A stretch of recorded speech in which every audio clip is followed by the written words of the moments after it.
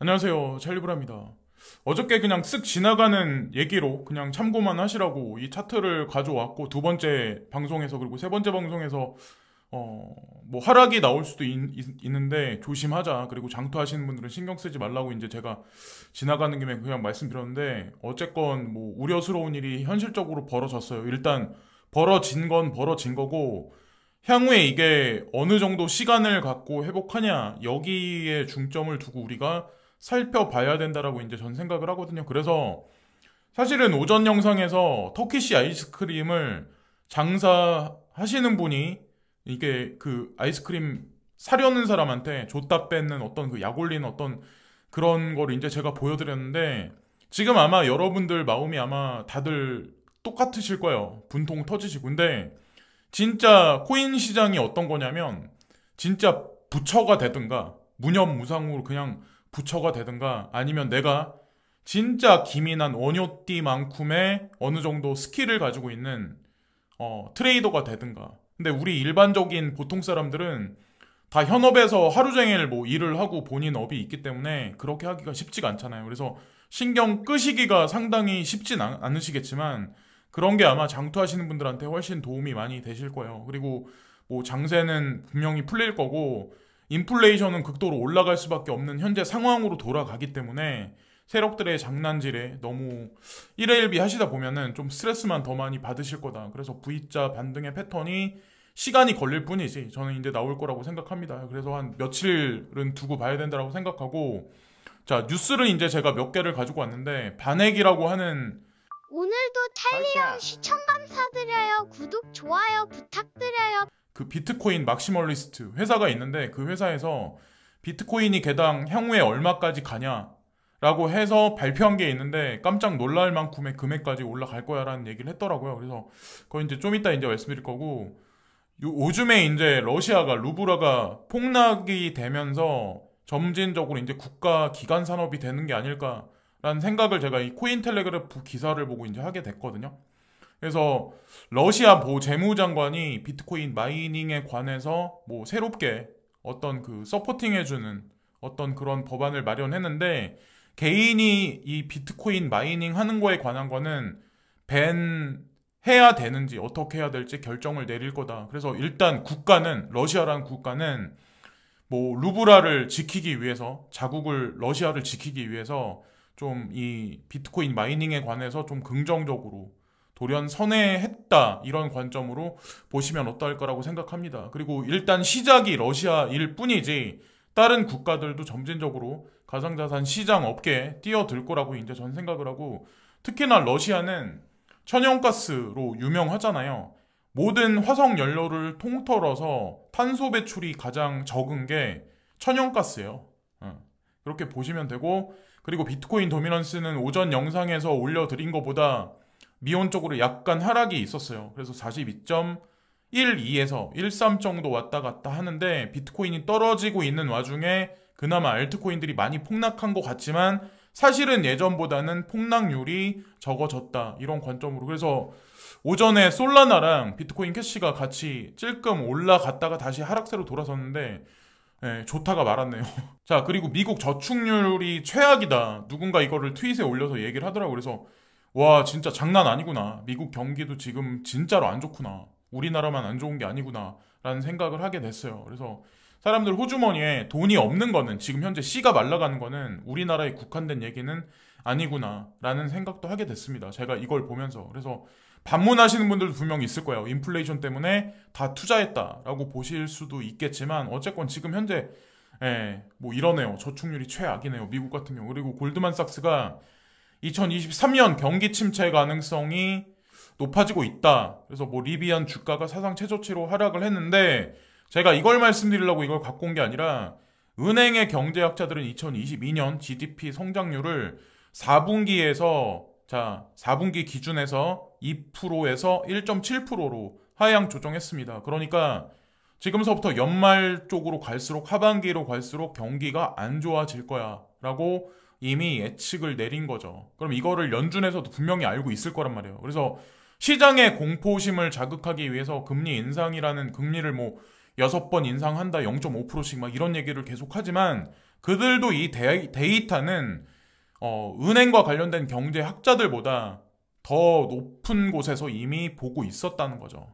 예, 그래서 아마도 뭔가 프로텍팅하기 위한 방안을 쓰지 않을까라는 생각하고 아까 전에 이제 이 이더리움 클래식이 떨어지기 전까지는 이 차트가 맞아요. 어센딩 트라이앵글 패턴. 전에 비트코인이 올라갔을 때 예, 상승 삼각형 패턴이 맞았는데 지금은 이게 49달러마저 이제 깨져가지고 45달러 지금 지지를 하는지 모르겠는데 이 선이 내려왔죠. 예, 이 선이 내려왔기 때문에 조금 시간이 걸리게 되지 않을까. 예, 다시 이더리움 클래식이 상승하고 이더리움 클래식뿐만 아니라 대부분의 여러분들이 코인 투자하고 계시는 모든 코인들이 아마 이 상승 삼각형 패턴과 어센딩 트라이앵글 패턴과 흡사하게 아마 비슷비슷할 거예요. 다 마찬가지예요, 지금.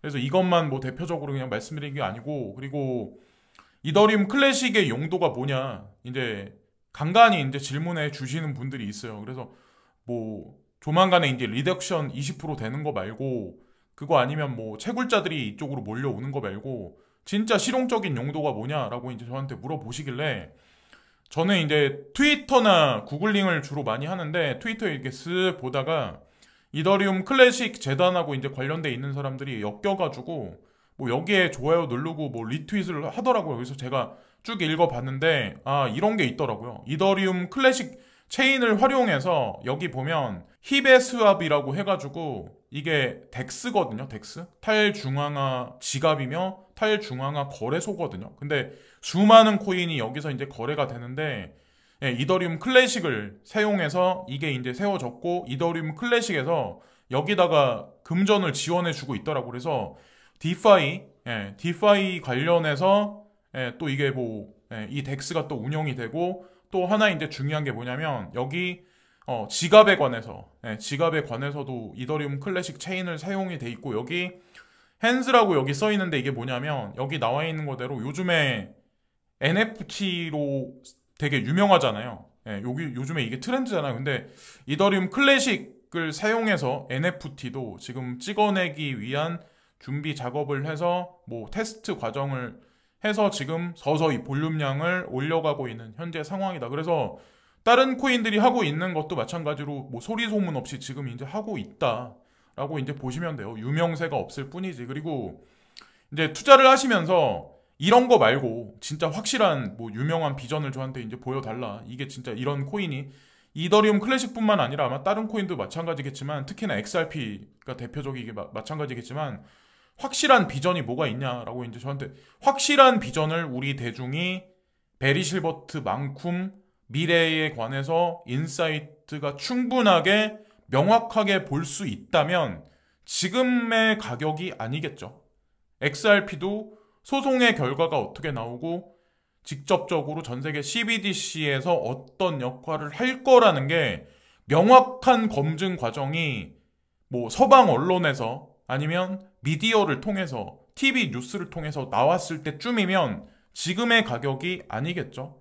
제가 말씀드릴 수 있는 거는 딱 그거밖에 없는 것 같아요. 자, 그리고 코인데스크에 엘리자베스 워렌이라고 상원의원 중에 한 분인데 이분이 미국은 자체적인 CBDC를 창조를 해야 된다라는 어떤 그런 표현을 써서 빨리빨리 이걸 서둘러야 된다 이런 표현을 쓰시는데 이분이 막 이렇게 서두르지 않아도 어차피 달러의 힘이 점진적으로 약해지기 때문에 최종적으로 지금 기축통화 중에 대왕이지만 최종적으로 힘이 약해져서 마지막 때쯤 되면 아마도 그때 가서 CBDC에 관한 어떤 공표를 하지 않을까라는 생각을 합니다.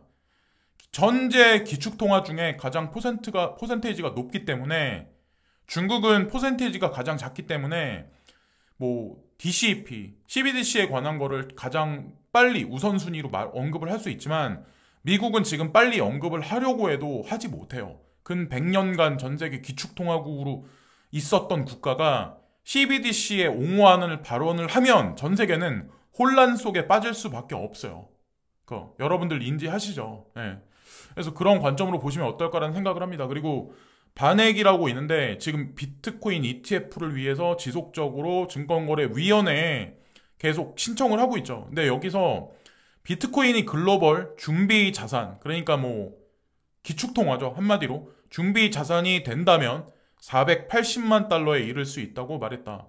저도 이제 쓱쓱 지나가는 말로 준비 통화가 될 거야, 기축 통화가 될 거야, 이런 언급을 드리는데 이게 저만 하고 있는 그러니까 상상이 아니라는 거죠.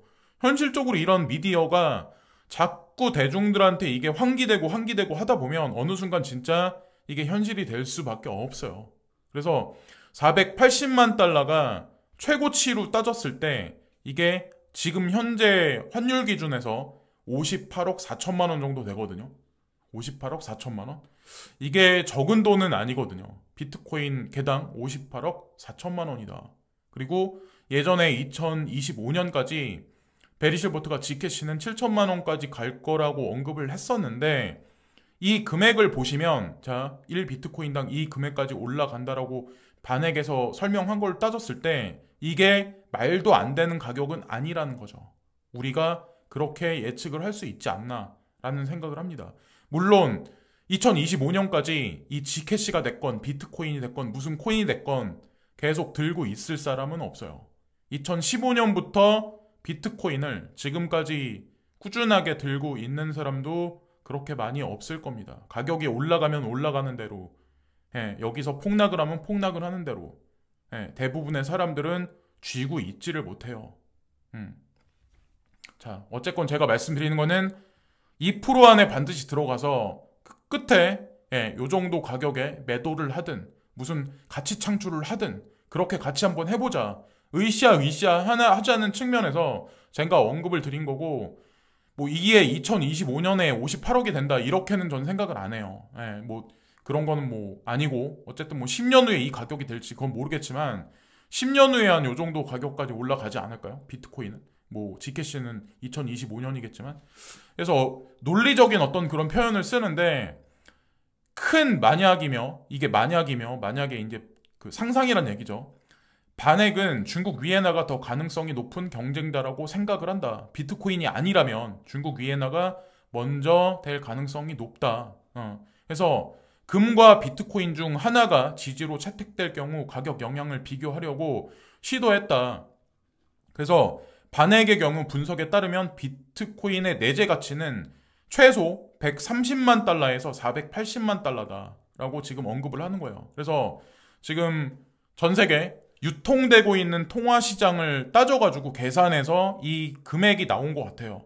최고가액은 480만, 최저가액이 130만. 그래서 중간값을 한다고 하더라도 그 가격이 엄청나게 싼 가격은 절대 아니라는 거죠. 나중엔 아마 진짜 씨가 마를 거라고 저는 생각을 해요. 예전에는 진짜 몇 년 전만 해도 비트코인 마켓, 지금 업비트 비트코인 마켓 창만 봐도 막 뭐 5개, 6개, 7개 막 이렇게 거래가 됐었거든요. 근데 지금은 여러분들 보시면 아시다시피 0.1개, 0.01개 막 이러잖아요. 시간이 흘러가면 흘러갈수록 0.001개 이렇게 아마 거래가 되는 시장으로 변하지 않을까라는 생각을 합니다. 희소성이 점점 올라가면서. 그리고 최근에 지정학적 불안으로 인해서 러시아는 이미 우호적인 파트너인 중국 및 터키와 석유 거래 비트코인을 비롯한 다양한 통화를 사용하는 것을 고려하고 있다.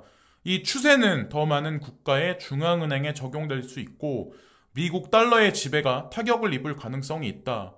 파이인과 구루시나가 중국 위에나가 새로운 준비 통화에 대한 최고의 예측으로 간주되어야 하지만 어떤 일이 있어도 국가가 보유 통화를 재편할 것이라고 믿고 있다. 중앙은행은 준비금 구성을 변경하여 달러를 손상시키고 다른 것을 어느 정도 향상시킬 가능성이 있다. 결과적으로 일부 중앙은행은 민간은행과 자산을 다양화할 것이다. 준비금으로서 이런 얘기를 비트코인의 옹호 발언을 지금 하고 있네요.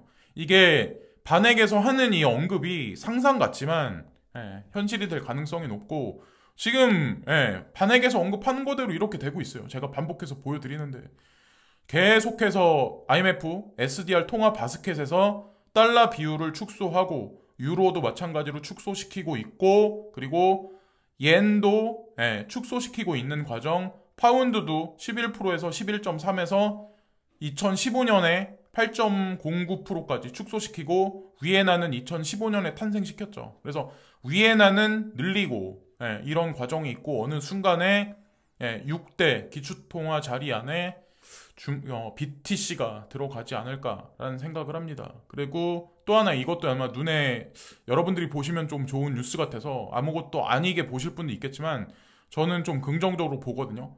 BNI 여기 멜론뱅크라고 있는데 230년이나 된 은행이거든요. 미국에서 가장 오래된 은행. 근데 서클페이에서 찍어내는 USDC를 준비로 뒷받침해주기 위해서 같이 파트너십 관계를 맺었다라는 얘기가 있더라고요.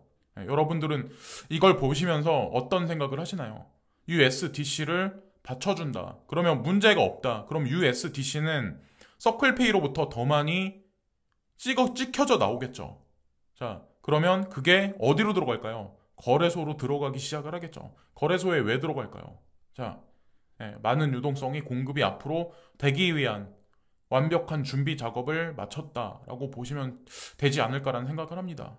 멜론뱅크의 위상이 미국 내에서도 어느 정도 위치가 있기 때문에 역사와 전통이 있기 때문에 이게 아마 엄청 큰 뉴스라고 이제 전 받아들였고 그리고 그레이스케일 자산운용사 지금 현재는 이제 순앤샤인이 CEO죠. 이분이 이제 뭐 7월 달에 모든 옵션이 테이블에 있다고 생각합니다. 그래서 7월 달에 모든 게 결정될 거다. 비트코인 ETF에 관한 것도 지금 이 얘기를 이제 마지막으로 하고 있어요. 그래서 6월 달부터 7월 달, 8월 달에 진짜 많은 일들이 있을 것 같아요. XRP의 소송의 결론도 그렇고, 그리고 6월 달은 특히나 이더리움, 포스에 관한 어떤 그게 딜레이 되냐 아니냐. 딜레이 되면 한 달에서 두 달 정도 딜레이 된다고 했죠. 그래서 6월 달, 7월 달, 8월 달 이때도 아마 참 많은 일이 벌어지지 않을까. 지금 4월 1일이니까 이제 몇 개월 남지도 않았네요. 그래서 오후 방송 시청해주신 많은 분들께 고개 숙여 감사를 드리고요. 화이팅 하시는 하루 되세요.